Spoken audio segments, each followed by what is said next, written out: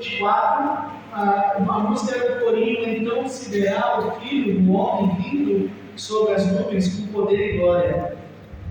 Nós vamos fazer a leitura do versículo 1 ao versículo 14. Convido a igreja a se posicionar em pé em reverência à palavra de Deus. Mateus 24, do 1 ao 14. Diz assim a palavra de Deus: Tendo Jesus saído do templo, ia-se retirando, quando se aproximaram dele seus discípulos, para lhe mostrar as construções do templo. Ele, porém, lhes disse: Não vedes tudo isto? Em verdade vos digo que não ficará pedra sobre pedra que não seja derribada.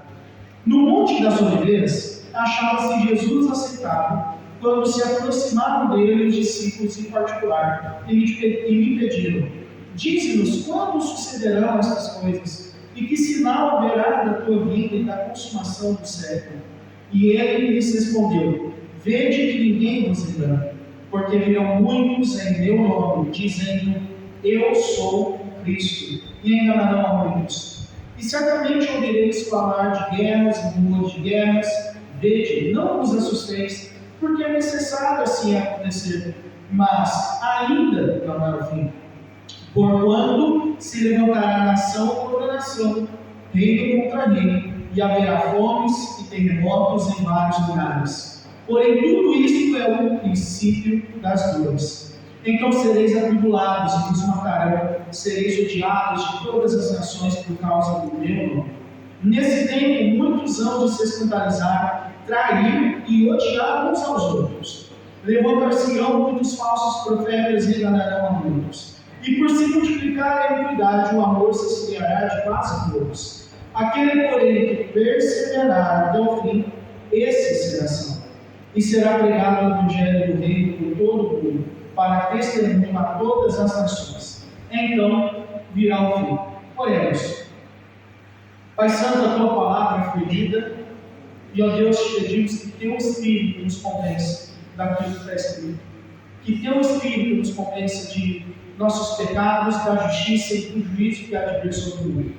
É isso que te pedimos, ó Pai, e use apenas como um canal de transmissão. Em nome de Cristo. Amém. Podeis aceitar? Esta manhã, nós falamos sobre o início do ministério de Cristo segundo a perspectiva de Marcos. Lá em Marcos, capítulo 1, dos versículos 1 até o versículo 45, primeiro capítulo de Marcos, são as primeiras ações de Jesus, como aquele que haveria de vir, como aquele profeta prometido desde o Antigo Testamento. E nos versículos 13 e 14, nos versículos 14, 15, 16 e 17, naqueles versículos diz que depois que João foi preso, passou Jesus a pregar na região da Galiléia, e a pregação de Cristo era: arrependei-vos e crede, porque o reino de Deus está próximo, o tempo está cumprido, o reino de Deus está chegando. Para que os irmãos fiquem familiarizados, o reino de Deus, essa ideia de reino de Deus na terra, é uma ideia do Velho Testamento, é uma ideia das profecias. Você pega os grandes profetas, Isaías, Jeremias, Ezequiel, Daniel, até mesmo os profetas menores, Joel, Amós, Obadias, Sofonias, Abacuque, todos estes, em algum momento, profetizaram que um dia viria no futuro, ninguém sabia que momento seria, mas neste dia, lá no futuro, Deus viria em juízo contra a terra. Deus viria em juízo contra todos os ímpios. Deus viria em juízo contra todos os pecadores. Deus viria em juízo contra todos os descrentes. Então este conceito era chamado de o dia do Senhor. E nós sabemos bem deste termo, porque muitas pregações são feitas em cima desta temática. Muitas pregações são feitas em cima deste texto que acabamos de ver. Inclusive Mateus 24 é um dos textos dentro da escatologia. Escatologia nada mais é do que o ensino das últimas coisas, a doutrina das últimas coisas. Dentro da área da escatologia, o texto de Mateus 24 é um dos mais discutidos. Muitas ideias são formadas em cima deste texto, muitos livros são escritos em cima deste texto. Mas a nossa preocupação não é o que os outros dizem. A nossa preocupação hoje é aquilo que o texto quer falar conosco agora. Então, olhando para esse texto, nós vemos Jesus. Ele acaba de ter algumas discussões contra fariseus, escribas, saduceus. Jesus, inclusive, ele profere alguns ares contra os fariseus. Ai de vós, hipócritas! Ai de vós que ensina e não pratica! Ai de vós que rouba dos cofres do Senhor! Ai de vós! Cristo, ele tinha muitos ares. Alguns foram registrados aqui por Mateus. Mas o mais importante disso é que Cristo, ele está na sua caminhada final. Jesus, ele já está indo para a cruz neste momento. Ele já está em Jerusalém, porque a grande parte do ministério de Cristo foi na Galileia. Israel era dividida entre Galileia e Judéia, eram regiões. Jerusalém ficava no centro da Judéia, e o mar da Galileia ficava praticamente no centro do mar da Galileia. A distância de um local para outro era grande. Era uma jornada de pelo menos uma semana, correndo, mais depressa, talvez 4, 5 dias. Era muito longe naquela época. E Cristo aqui, ele já está em Jerusalém, ele já está indo para a cruz. Cristo, ele já está terminando o seu ministério como o Filho de Deus que veio ao mundo. O Filho de Deus que veio chamar pecadores ao arrependimento. E nessa jornada final, os discípulos de Cristo olham para Jesus, os discípulos já sabem que Jesus é o Messias. Os discípulos já entendem que Jesus é o Emanuel, Deus conosco. Eles já entendem que Ele é o Verbo encarnado que habitou entre nós. Eles já entenderam tudo isso.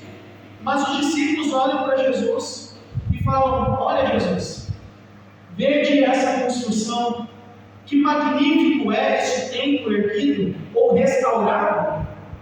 Veja essas pedras grandiosas. Veja a pintura como está. Os discípulos estavam admirados porque Herodes, que era o governador local daquela época, Herodes, nós sabemos bem quem ele é o mesmo que mandou matar as criancinhas na época do nascimento de Cristo. Herodes, ele, em sua megalomania, ele era um político megalomaníaco, ele queria fazer tudo grande, tudo magnífico, ele tinha mania de perseguição, tanto que ele também mandou matar os seus filhos, porque ele achava que seus filhos iriam tirá-lo de seu trono. Então esse Herodes louco, maluco, ele decidiu restaurar o templo de Salomão. Nós precisamos voltar lá para Salomão. Salomão, filho de Davi, na verdade precisamos voltar um pouco mais. Davi. Lá em 2 Samuel, capítulo 7, Davi, ele acabou de conquistar a cidade de Jerusalém, ele conquista ali no capítulo 5. No capítulo 6, Davi, ele traz, 2 Samuel 6, ele traz a arca que estava perdida. Na verdade não estava perdida, ela estava sem local fixo. Davi traz essa arca para Jerusalém, e no capítulo 7, Davi, ele começa a planejar a construção de um templo. Porque até então a arca, que representava a presença de Deus como seu povo, a arca ela ficava ou deveria ficar no tabernáculo. E o tabernáculo era um ambiente imóvel. Os israelitas adoraram a Deus no tabernáculo. O tabernáculo foi construído por Moisés. Então, em 2 Samuel 7, é a primeira vez em toda a Bíblia que um homem decide construir um lugar para que a arca da aliança fique ali. Para que todos os homens de todos os povos, de todas as nações, vá até lá para adorar a Deus. Esse homem é Davi. E Davi planeja isso, ele chama o profeta daquela época, Natan. Natan, olha, eu quero fazer isso, eu quero construir a casa de Deus. Natan, tudo bem, Davi, vai lá e faça. Então, Natan volta para sua casa, Deus chama Natan e fala: opa, Natan, não, volta lá para Davi. E diz assim para Davi: não é você que fará a casa para mim, eu te farei a casa. Você não vai construir nada, o teu filho vai construir. Então Natan volta e fala para Davi: Davi, o Senhor te faz saber. Ele nunca pediu para que se construísse algum lugar, porque nada nesta terra pode conter a glória de Deus.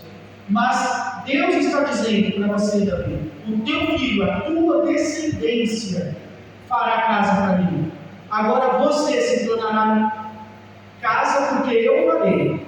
Então, Davi, descanse no seu trono. Você vai morrer, você vai descansar com seus pais, com seus avós, com seus antepassados. E depois que você morrer, eu tinha um descendente. O teu descendente construirá a casa e ele reinará eternamente. Parte dessa profecia é cumprida no ministério de Salomão, que constrói, naquela época, eu já vi um estudo dizendo que foi a maior construção do mundo naquela época. Pode ser um exagero, não sei, mas que era grande era. Se você quer a prova de como isso era grande, é só olhar para o templo de Salomão lá em São Paulo, ou o templo de Edir Macedo, né? Aquele templo, ele é um templo construído nas mesmas medidas que seria o templo de Salomão. E ali é uma construção grandiosa, é uma construção bonita. E Salomão, a de Salomão era mais, porque a de Salomão era obrigada, tinha muito ouro ali, muito ouro, muita prata, muito bronze. A construção era tão bonita que muitas pessoas de muitos lugares viam, elas saíam desses lugares e iam até lá só para ver a construção que Salomão estava fazendo. Ele cortava as madeiras. E essa construção, depois de terminar, nós temos a oração de Salomão, tem até músicas que nós cantamos, né? Que aquele que orar apontando para Jerusalém com seus braços erguidos, Deus ouvirá e Deus sarará a nossa terra. Nós conhecemos bem essa passagem bíblica. Essa é a inauguração desse templo. Acontece que depois de Salomão, seu filho Roboão, ele divide a nação, porque ele é um jovem imaturo, ele não ouve os conselhos dos velhos, ouve os conselhos dos mais moços, e os conselhos dos mais moços eram o seguinte: olha, o teu pai Salomão, ele escravizou as pessoas, e você tem que escravizar ainda mais, porque teu pai ele era muito mole. As pessoas eram escravizadas, mas se trabalhava pouco. Você tem que fazer trabalhar, se teu pai mandar para trabalhar 6 horas, você faz eles trabalhar 16 horas. E Roboão, ouvindo isso, ele aumentou os impostos, aumentou o trabalho e fez com que a nação se dividisse. A nação não queria um rei assim. A nação não queria um jovem, arrogante, orgulhoso, prepotente no governo. E aí, Jeroboão, ele lidera uma insurgência, e aí é criado o Reino do Norte, que o nome é Israel, é o título Israel, esse nome, ele costuma ser dado ao Reino do Norte, e na parte do sul aqui de Israel, é criado o Reino do Sul, que é Judá, a casa de Davi. Judá é o Reino do Sul, Jerusalém está neste reino. E acontece que por pecados e mais pecados dessa nação, reis após reis, um mais cruel do que o outro, nós chegamos em Manassés, talvez o pior rei da história de Israel. A própria Bíblia diz isso, que nenhum outro rei foi tão cruel, tão perverso quanto Manassés. Manassés queimou profetas, assassinou profetas. Alguns dizem que Isaías foi cortado ao meio pelas mãos ou ordens de Manassés. O importante é que Manassés foi o pior governante da história de Israel, tanto do Reino do Norte quanto do Reino do Sul. Ele foi o pior dos seis. E muito por causa dos pecados da nação, e também por causa do governo de Manassés, Deus decidiu dar um basta em tudo isso. E o basta foi o exílio babilônico. No ano então de 608 ou 607 a.C., Nabucodonosor e seu exército desce até Babilônia, desce até Jerusalém, desce da Babilônia para Jerusalém, e leva muitas pessoas ali, principalmente jovens, príncipes, jovens bonitos. Ele leva esses jovens lá para a Babilônia. Alguns desses jovens nós conhecemos, Daniel e seus amigos. O livro de Daniel retrata esse momento da história de Israel. Só que Nabucodonosor não faz apenas isso. Ele leva também os utensílios da casa do Senhor. E ele leva esses utensílios para a Babilônia para que lá esses utensílios fossem profanados, ou seja, fossem usados nas festanças que eles faziam naqueles dias. E então, por fim, no ano de 538, na terceira invasão da Babilônia contra Jerusalém. A segunda é quando Ezequiel é levado. Então, o livro de Ezequiel ele retrata muito esse momento. Ezequiel é levado na segunda invasão, 587 a.C. 538, o templo ele é destruído. Jerusalém é destruída. Jerusalém é excluída do mapa. E toda a nação de Israel é levada para a Babilônia. Fica ali na região apenas os mais pobres, os doentes, aqueles que não podiam andar, as pessoas deficientes, todos eles são jogados à própria sorte. E a própria Bíblia diz que aqueles que sobreviveram ainda tinham o perigo dos animais e das feras de despedaçá-los, porque isso era juízo de Deus contra Israel. Muito tempo depois, Israel volta a ser uma nação, porque Ciro ordena que Israel volte para o seu lugar. Nós temos o livro de Neemias, o livro de Esdras, que conta este lá. Depois de 70 anos em cativeiro, Ciro, ele conquista a Babilônia. Agora Ciro, ele é Medo-Persa. Este Ciro, ele diz, olha, vão e construam a sua cidade, vão e construam o seu templo, vão e façam o que vocês quiserem. Então Israel retorna para a sua terra, para a sua nação. Por que eu estou contando tudo isso? Porque neste momento que Israel retorna, é construído o segundo templo. Só que a obra do segundo templo, ela é difícil, porque eles não têm os mesmos materiais, não tem mais ouro, não tem mais prata, são refugiados. O que eles fazem? Além de não ter nada, aí as outras nações impedem a obra. E aí nós estamos agora no livro de Ageu. Ageu é um dos profetas que vai até os grandes líderes e fala, por que a obra parou? Vamos, marchem, construam este templo. A glória da segunda casa será maior do que a primeira. Então este é o segundo templo construído. É este templo, um templo feio, construído talvez com madeira, e as piores que havia na região. É este templo, a glória dele seria maior do que a primeira. E então a nação constrói este templo. E depois de 500 anos, ou 490 anos, mais ou menos isso, nós estamos aqui em Mateus 24. E Herodes, ele olha para aquele templo e fala, eu vou fazer disso a minha maior obra. Eu vou fazer disso um símbolo para todas as nações conhecerem o meu poder, como a nação de Israel é poderosa. As motivações de Herodes não eram patrióticas, egocêntricas. Ele queria se mostrar. Então ele faz uma grande reforma no templo para obter vantagens e apoio dos saduceus e fariseus. Essa construção foi tão grandiosa que alguns, como eu já havia dito, consideraram essa a maior do mundo daquela época. E aí os discípulos estão admirados por causa disso. Jesus, está vendo isso? É esse templo que o Senhor vai reinar? É daqui que o Senhor vai governar as nações? Está vendo? Ele já está sendo construído. Ele já está sendo preparado para o Senhor. Agora é só o Senhor declarar guerra contra Roma e nos tirar da mão deste império que nos aflige. Jesus olha para os discípulos e diz, vocês estão enganados.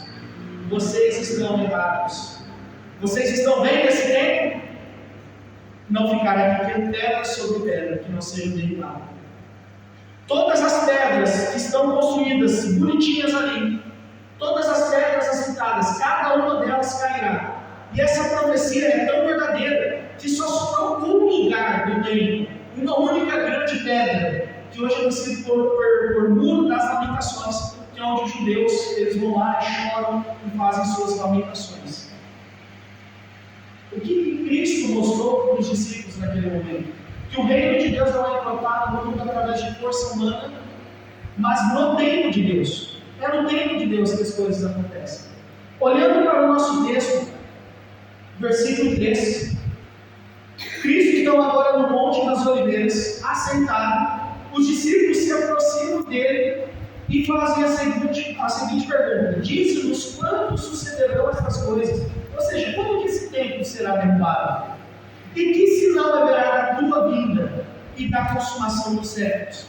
Cristo, os discípulos fazem para Cristo 3 perguntas. Primeira pergunta: quando acontecerá isso? Ou seja, quando o templo será destruído? Segunda pergunta: que sinal haverá da tua vinda? Terceira pergunta: e a consumação dos séculos? Para a mentalidade judaica, essas eram as 3 etapas que faltariam para a implementação de uma nova era no mundo: a vinda do Messias e a consumação dos séculos. Só que os discípulos não esperavam que Cristo teria apresentado a destruição do templo. Cristo então responde quando isso vai acontecer. Isso vai acontecer quando muitos, versículo 5, em meu nome vierem dizendo, eu sou o Cristo. Isso vai acontecer, versículo 6, quando ouvirem falar de guerras, rumores de guerras. Isto vai acontecer quando o pai se levantar contra o filho e o filho se levantar contra o pai.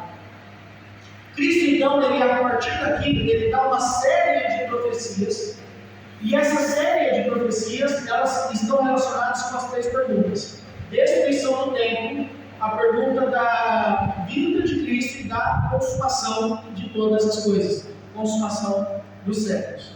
O fato é que hoje nós estamos a 1990 anos de distância deste texto aqui, de quando ele foi escrito.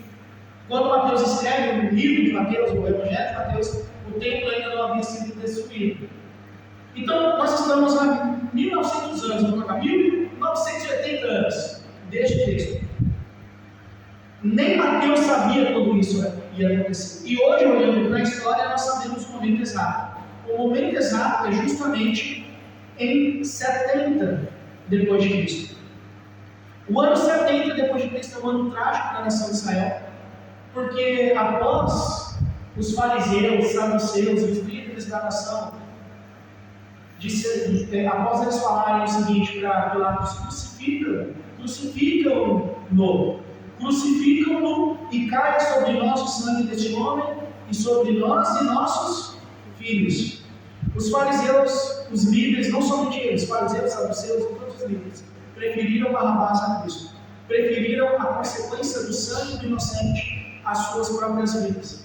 E nós sabemos que uma geração dura em torno de 40 anos, é por isso que, profeticamente falando, a queda de Jerusalém, a destruição do templo, ou seja, a primeira parte da pergunta de Cristo acontece no ano 70, que é justamente quando o general Tito, vindo em ordens do imperador Vespasiano, eles chegam ali em Jerusalém e destroem aquela cidade, matam mais de 1.500.000 de judeus, e pegam esses corpos, fazem cruzes e colocam eles como ainda tochas para iluminar caminhos de Roma.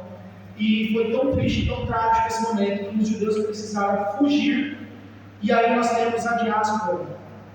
A diáspora judaica é a fuga dos judeus de sua própria terra, de sua própria região. Mais uma vez o juízo de Deus sendo derramado em cima deles. Eles pediam: caia sobre nós o sangue deste inocente, sobre nós e sobre os nossos filhos. Desde então até 1948, nunca mais houve em Israel. 1948, depois da Segunda Guerra Mundial, depois de algumas resoluções na ONU, foi decretado que Israel poderia ter o seu Estado novamente. Foi criado em 14 de maio deste ano, de 1948, o Estado de Israel. E depois disso, os judeus começaram a se reunir e a se prepararem para construir novamente o templo. Existe na Israel o Instituto do Templo, mas eles não conseguem construir o templo, porque os sinais da vinda de Cristo ainda não se manifestaram. Porque os eventos da consumação dos séculos ainda não chegaram. Mas isso causa um problema para nós. Se não aconteceu ainda ou se não está acontecendo, por que o texto parece dizer aquilo que está acontecendo em nossos dias? Vamos dar uma conferida. Versículo 4, vamos ler novamente a partir daqui. E ele lhes respondeu: vede que ninguém vos engane, porque virão muitos em meu nome, dizendo: eu sou o Cristo, e enganarão a muitos. Quantos líderes religiosos não estão se autodeclarando a salvação dos outros? Quantos líderes religiosos não têm criado seitas, não têm criado religiões heréticas para enganar pessoas? Poderia citar o nome de várias religiões, de várias seitas. Nos Estados Unidos teve um grande líder que reuniu um grupo, eu não me lembro ao certo do grupo, mas era muita gente, mais de 200. E então este grande líder, num dado momento, ele ordenou que todos se suicidassem. E todos assim fizeram. Isso foi um caos mundial naquela época.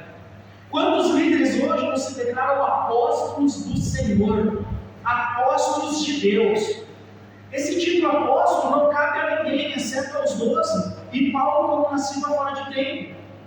Porque para ser um apóstolo, em Atos 1 fica muito claro, para ser apóstolo é necessário ter acompanhado os 3 anos de ministério de Cristo e ter sido testemunha ocular da sua ressurreição.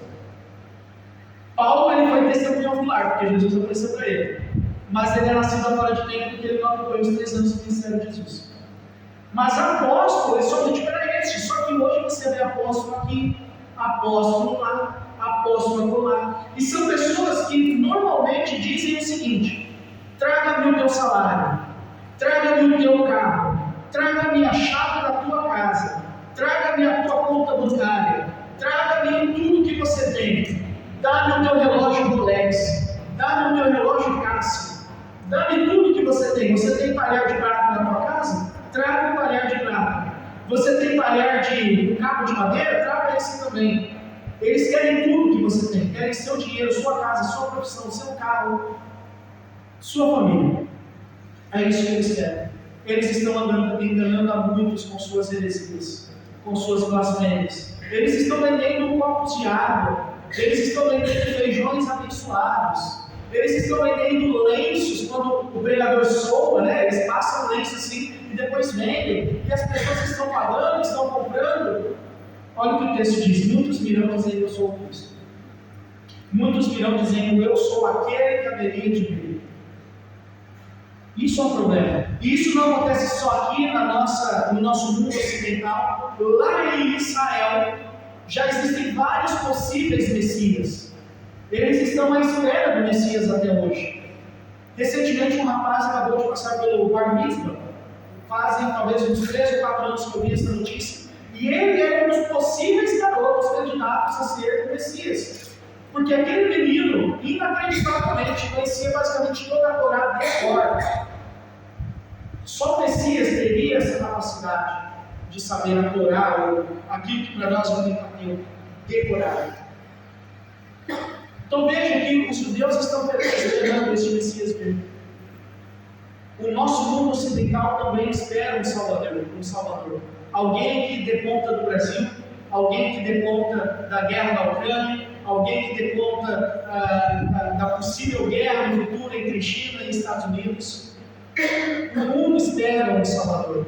Por isso as pessoas se tornam fanáticas por pessoas e idolatram pessoas, porque elas querem um libertador, um salvador de suas dores.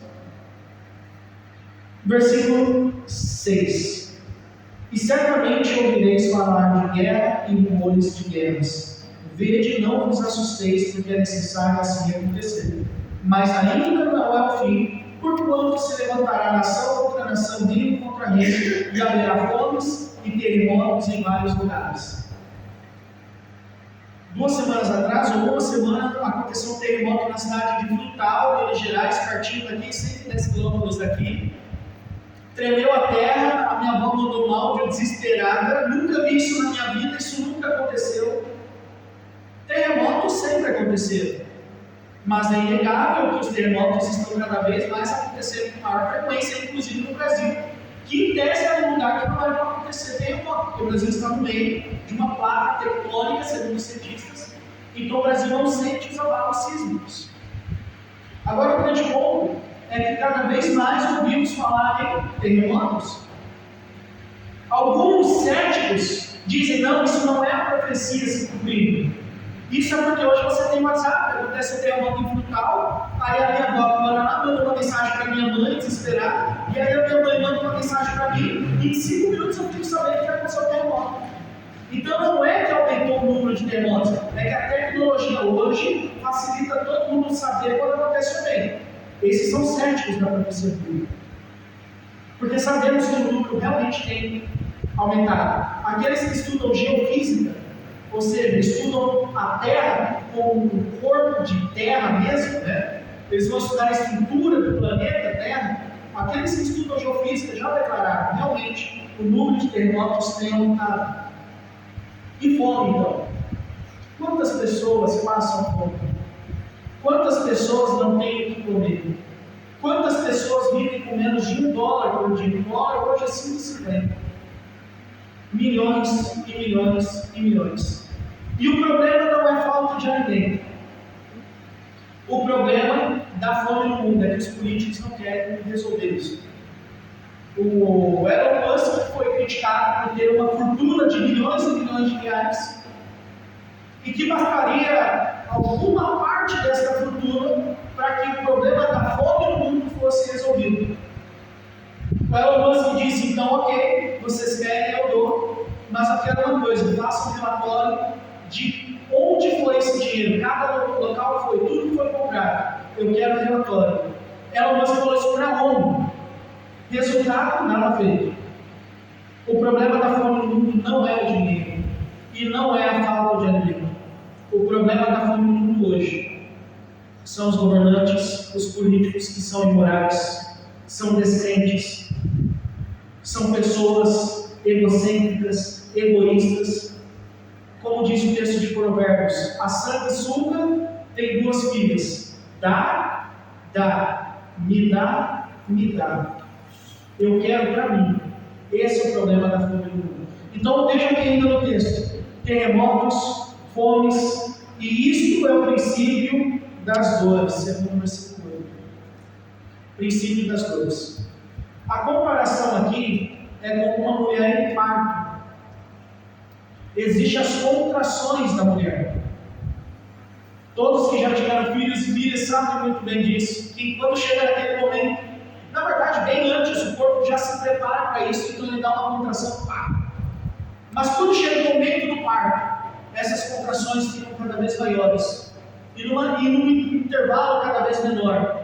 E quando esse intervalo, salvo engano, é menos de 2 minutos, então já é a hora de correr para o médico, porque a criança está para nascer. Essa linguagem de princípio das dores é uma linguagem profética, lá do Antigo Testamento, dos profetas menores, dizendo que como uma mulher dá luz a seu filho, assim o dia do Senhor virá.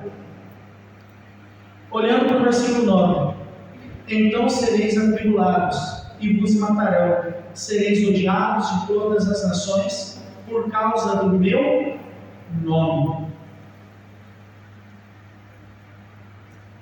Você é odiado por ser cristão? Você já passou por uma situação constrangedora por falar: eu não faço isso porque eu sou crente? Você já perdeu amizade quando você se converteu? Você já perdeu promoções no seu emprego porque você decidiu não fazer aquilo porque aquilo era antibíblico? Você já sofreu penalidades monetárias porque a tua consciência de cristão te fez avisar para alguém que você matou o carro e arranhou o carro da outra pessoa? Então você precisou, deixar um bilhetinho assim: olha, eu fiz isso. E aquela pessoa possivelmente ainda te chamou de um bolo. Se você já passou por coisas semelhantes ou parecidas, a Bíblia já nos disse que isso aconteceria. Seremos odiados de todas as nações. Muitos nos odiarão, seremos atribulados, seremos perseguidos, passaremos por sofrimentos.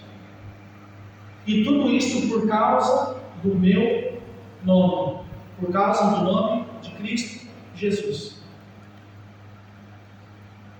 O mundo hoje está cada vez mais anticristão e antibíblico. Hoje se aceita tudo, mas tudo que é relacionado à Bíblia ou ao Evangelho não se aceita mais. Hoje, um centro de Umbanda pode ir numa escola à vontade e ensinar como fazer macumba para as crianças. Mas hoje, para você conseguir uma escola para ir falar o Evangelho ou cantar alguns corinhos bíblicos, você vai ter problemas e talvez você ainda receberá muitos não. Hoje, o psicólogo, ele pode, dentro da sua psicologia, ter um livro dentro do seu consultório, ele pode colocar um livro do Alcorão assim, e nada vai acontecer com ele. Mas se ele for um psicólogo e tiver com a Bíblia Sagrada, assim, ele perde o seu CRP. Ou seja, ele está impedido de fazer a sua função de psicólogo.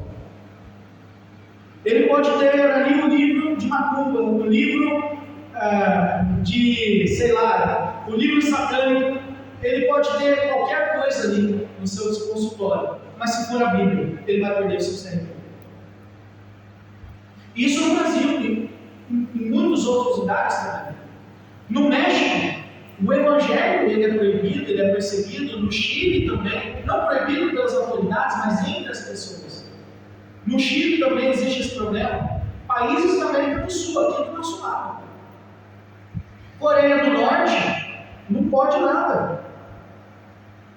Turcomenistão, Cazaquistão, esses lugares que terminam com ão ali ao redor da China e da Rússia, também não pode lá. O evangelho na França, você não pode evangelizar alguém do seu lado. Você pode ser crente cristão, mas você fique na sua. Não fale do evangelho para outro. Perseguições e mais perseguições, odiados de todos e de todas as nações. Este é o cristianismo. Você quer ser cristão? Saiba que a tua sina, ou seja, o teu fim, o teu destino é ser odiado, atribulado, perseguido e muito possivelmente morto. Aqui no Brasil isso ainda não acontece, porque o nosso país ainda é um país com uma certa liberdade religiosa. Ainda, vírgula, não sabemos até quando, ponto final. Olhando ainda para o nosso texto, versículo 10. Nesse tempo, muitos hão de se escandalizar, trair e odiar uns aos outros. Esse texto se remete a pessoas que estão congregadas juntas. É o joio no meio do trigo, mas agora o joio está se manifestando como joio. E o trigo, muitas vezes, também está se transformando em joio. Aqui é uma briga interna. Muitos irão se odiar, se aniquilar uns aos outros. Paulo fala lá em Gálatas: cuidado para que vocês não se mutilem ou não se devorem uns aos outros, porque lá em Gálatas estava acontecendo uma briga por causa de doutrina, de teologia. Havia os errados e os certos, mas ambos estavam se matando. O livro de Judas é sobre a batalha da fé. O livro de Judas inteiro fala sobre os perversos, os imorais, aqueles que entram nas igrejas sorrateiramente para convencer os que estão na dúvida a seguirem os seus caminhos. Pessoas infiltradas. Eu acredito que alguém já tenha visto, ou já tenha recebido um vídeo onde você tem uma pessoa comunista num diálogo, num bate-papo, num podcast, algo assim, e essa pessoa diz: olha, nossos planos, aqui no Brasil, os nossos planos agora é entrar nas igrejas, entrar nas escolinhas dominicais, para que nós possamos capitalizar crianças, prospectar crianças, né? Ou seja, trazer crianças para este pensamento sórdido e antivírico. Eu digo o sórdido e antivírico porque o comunismo ele foi baseado numa situação antibíblica. Karl Marx odiava a religião, principalmente o cristianismo. Ele não odiava qualquer religião, ele odiava o cristianismo. Inclusive, ele disse que o cristianismo é o ópio do povo, a religião é o ópio do povo. Então veja como as pessoas estão surgindo dentro das igrejas, fora das igrejas, no serviço, no trabalho, na faculdade, no futebol, no videogame, no bate-papo, nos podcasts. Nós estamos sendo bombardeados cada vez mais com pensamentos antibíblicos, pensamentos anticristãos. As novelas são antibíblicas, os filmes são antibíblicos. Eu não estou dizendo que você não possa assistir, mas perceba que são antibíblicos, são anticristãos. E as pessoas assistem isso com a maior naturalidade. As pessoas ouvem músicas antibíblicas com a maior naturalidade. Pessoas que eu digo da igreja. Versículo 11: levantar-se-ão muitos falsos profetas e enganarão a muitos. Muitas pessoas serão enganadas. Isso já tem acontecido. Não precisamos citar nomes, igrejas, denominações, porque sabemos que isso tem acontecido. Alguns dizem que a Bíblia precisa ser atualizada. Outros dizem que a Bíblia já não tem mais o mesmo valor moral de antes. A moralidade da Bíblia é uma moralidade falsa. Precisamos de uma nova moral bíblica. Precisamos reescrever as Escrituras. Precisamos aceitar a homoafetividade. Porque lá em Levítico, quando condena, não te deitarás contra o homem, estes perversos estão dizendo que não, isso aí é culto ao Moloque. Era isso que a Bíblia estava condenando, porque a Bíblia manda amar uns aos outros. Porque Davi diz a Jonatas que o seu amor era um amor maior do que o amor das mulheres.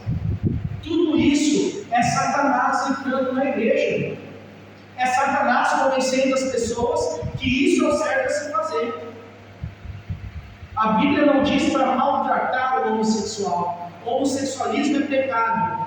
e deve ser tratado como pecado, mas a pessoa que pratica o pecado deve ser recebida, bem tratada, cuidada, deve ser direcionada, deve ser guiada, orientada, instruída, evangelizada.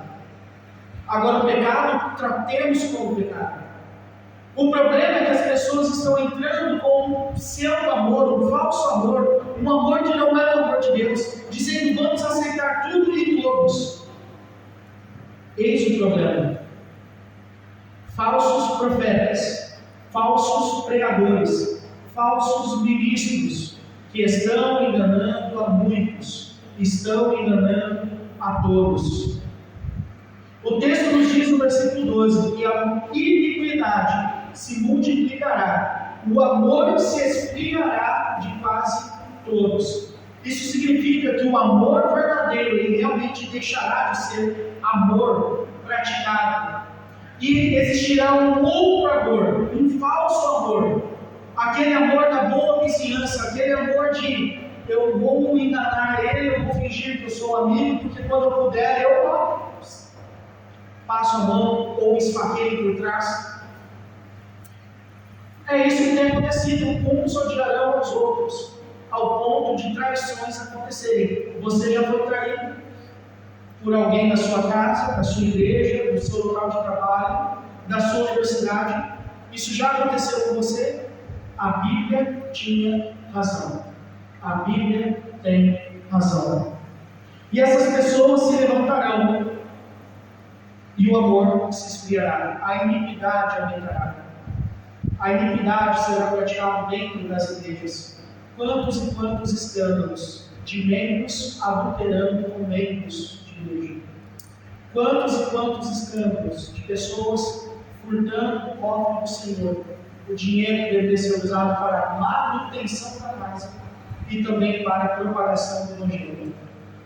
Quantos e quantos escândalos de até mesmo grupos de libertinagem sexual dentro das igrejas. O caso Flor de Lis é um desses casos. Havia práticas imorais enquanto tudo estava acontecendo. Veja que isso não é ao acaso. Isso é a Bíblia nos dizendo todos os dias, irmãos, o tempo está próximo. Irmãos, o tempo está chegando. Irmãos, os sinais estão aparecendo. Os sinais estão acontecendo. Cabe a nós aprendermos com isso e a vivermos de uma forma diferente. É o próximo versículo que vamos centrar agora. Versículo 13. Aquele, porém, que perseverar até o fim, será salvo. Eu preciso abrir com os irmãos em uma outra passagem. Vamos a Apocalipse 2, versículo 10. Coloque o seu dedo em Mateus 24 que vamos voltar. Apocalipse 2, 10. Vamos fazer apenas uma leitura deste texto. Diz assim, Apocalipse, capítulo 2, versículo 10. Não temas as coisas que tens de sofrer. Eis que o diabo está para lançar em prisão alguns dentre vós, para serdes postos à prova, e tereis tribulação de 10 dias. Sê fiel até a morte, e dar-te-ei a coroa da vida. Sê fiel até a morte, e dar-te-ei a coroa da vida. Voltemos a Mateus 24, versículo 13. Mateus 24, versículo 13. Aquele, porém, que perseverar até o fim será salvo. Por que eu estou enfatizando isso? Muitos têm usado esses dois versículos, Mateus 24, 13 e Apocalipse 2, 10, para ensinar a perda da salvação. Olha, se você não cumprir todas as regras, isso é parte dos falsos profetas. Se você não trazer aqui o teu salário, o teu carro, você vai ser condenado, você vai para o inferno e tudo isso que a gente já sabe. Mas não é isso que esse texto está dizendo. O que esse texto está dizendo é que aquele que é salvo é aquele que está preparado para suportar até o fim essas coisas. Aqui no texto de Mateus 24, o perseverar até o fim, a palavra perseverar no grego é a mesma palavra que lá em 1 Coríntios 13 versículo 7, se não me engano, diz que o amor tudo sofre, tudo crê, tudo suporta. Perceba que essa mesma palavra é utilizada ali. Então nós podemos dizer nesse versículo: aquele que suportar essas coisas será salvo. Isso significa que aquele que estiver preparado, aquele que estiver numa igreja comprometida com a palavra de Deus, como estava no slide anterior, aquele que estiver numa igreja bíblica, aquele que estiver numa igreja que prega a palavra de Deus, aquele que for instruído da forma como deve ser, este está preparado para ser salvo nesses dias, não por suas obras, mas pela graça de Deus. Porque a salvação, ela é dom de Deus. Isso não vem de nós, para que ninguém se glorie. É mediante a fé, não é nosso, é presente, é dom, é algo dado, é graça. Graça é Deus nos dar algo que não merecemos. Efésios 8:9 diz exatamente isso. E olhando para esse texto, então, aquele que conseguir perseverar, aquele que conseguir suportar, aquele que estiver preparado, aquele que não for como os lobos, aquele que não for como os lobos, aquele que não foi enganado entre as multidões, ou seja, aquele que ouvir com o seu ouvido e entender que os dias estão próximos, aquele que crer verdadeiramente, aquele que se entregar verdadeiramente a Deus, este será salvo. Quando olhamos agora para Apocalipse, capítulo 2, versículo 10, este texto que diz ser fiel até a morte, não está dizendo que se você escorregar uma vez ou outra na sua vida, você perde a salvação, como alguns falam. Esse texto, ser fiel até a morte, ele deveria ser ter uma tradução melhor, deveria ser fiel para a morte, ou seja fiel a ponto de morrer pelo Evangelho, seja fiel a ponto de receber chicotadas, seja fiel a ponto de receber um tiro na sua cabeça, seja fiel a ponto de toda a família tua te odiar, seja fiel a ponto de você perder o seu emprego, seja fiel a ponto de você não conseguir o emprego que você quer, seja fiel a ponto de você passar fome para não precisar roubar, seja fiel a ponto de você pregar o Evangelho até a sua voz acabar, seja fiel a ponto de você sair da tua casa e ir para a Coreia do Norte e utilizar pessoas, seja fiel até a morte, seja fiel para a morte. Na Edendeira nós vimos que Cristo, ele trabalhou o dia inteiro. O nosso dia é comum de 24 horas, que começa na manhã e termina à noite, ou aliás, na madrugada. Nós vimos que Cristo, ele levanta de manhã, vai para a sinagoga, ali no versículo 21 de Marcos 1. Depois que Cristo vai na sinagoga e ensina na sinagoga, ele espera o demônio, um homem que vem com o espírito imundo. Ele expulsa esse demônio do homem, ele vai para a casa de Simão Pedro, e lá na casa de Simão ele cura a sogra de Pedro. Ele poderia descansar ali, mas não, ali ele tem algo a fazer. Ele cura a sogra de Pedro, e a sogra de Pedro curada, ela imediatamente passa a servir a Cristo Jesus. E depois então toda a cidade traz os doentes e os endemoniados à porta, possivelmente a porta da casa de Simão, e toda a cidade está lá, e o texto nos diz que no cair da tarde é que isso acontece, ou seja, no momento que Cristo poderia estar dormindo, tirando aquele cochilo, ele precisa curar 200, 300, talvez 1000 pessoas. Toda a cidade. Claro, sabemos que não é cada indivíduo, mas olha a imagem do texto. E depois que Cristo fala, depois que ele cura, o texto nos diz ali que levanta-se alta madrugada, e Jesus que poderia estar dormindo, Jesus que poderia estar cansado, Jesus que poderia ter dito assim: olha, eu estou cansado, me dê um tempo. Jesus ainda sai daquela casa e ele vai a um lugar deserto para o quê? Orar. Ele vai orar. E como se não bastasse, na alta madrugada, versículo 38 e 39 do capítulo 1, como se não bastasse, Simão chega a Jesus e diz assim: Jesus, todos te procuram. Na alta madrugada, Jesus está orando, tendo o seu momento com o Pai. Jesus, todos te procuram, você precisa fazer mais milagres. As pessoas precisam de mais milagres. Jesus está cansado. E Jesus ainda diz para Simão: olha, eu entendo que as pessoas precisam de milagres, mas vamos fazer o seguinte: vamos às outras cidades, vamos às outras regiões, vamos às outras sinagogas, saiamos daqui e vamos a outros lugares, porque lá também tem pessoas que precisam. E é para isso que eu vim. Para o quê? Para pregar o Evangelho e nada mais. Pregar o Evangelho. E eu termino com o versículo 14. E será pregado este Evangelho do meio por todo o mundo, para testemunho a todas as nações. Então virá o fim. Diante de tudo isso, irmãos, qual é o desafio que temos? Quais aprendizados podemos ter? Nós estamos no fim dos tempos. Eu não posso garantir para os irmãos que somos a última geração ou que não. O que eu posso dizer é que eu creio que somos a última geração. Eu creio nisso. E eu vivo como se eu fosse realmente a última geração. Mas o ponto mais importante, o desafio mais importante, é que enquanto tudo isso está acontecendo, o Evangelho será pregado a todas as nações, a todas as pessoas. A nossa função neste mundo é pregar o Evangelho. Devemos fazer o que Cristo fez. Cristo começa o seu ministério dizendo: arrependei-vos e crede, o reino de Deus está próximo. Cristo morreu na cruz evangelizando. Havia um moribundo ali que creu em Cristo como Messias e Salvador. Jesus olhou para ele e disse: eu te digo, hoje estarás comigo no paraíso. Essa é a nossa função, sermos testemunhas de Cristo e levar esse Evangelho a toda criatura. Que Evangelho é esse? Arrependa-te, creia e saiba que Cristo está para retornar. Oremos, irmãos. Pai Santo, tua palavra foi livre e exposta, o desafio foi lançado.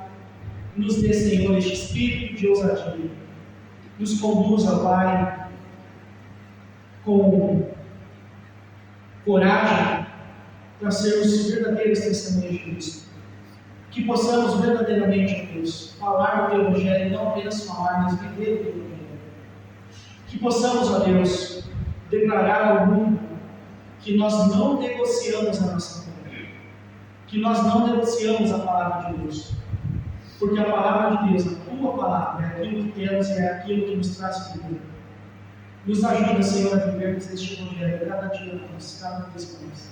É isso que eu te peço, é isso, Senhor, que eu peço que Tu faças, não apenas hoje, mas a todas as igrejas que estão reunidas hoje, no domingo à noite. Traga, Senhor, esse espírito de reflexão e esse espírito de coragem de viver a Tua palavra. Em nome de Jesus Cristo que eu oro. Amém.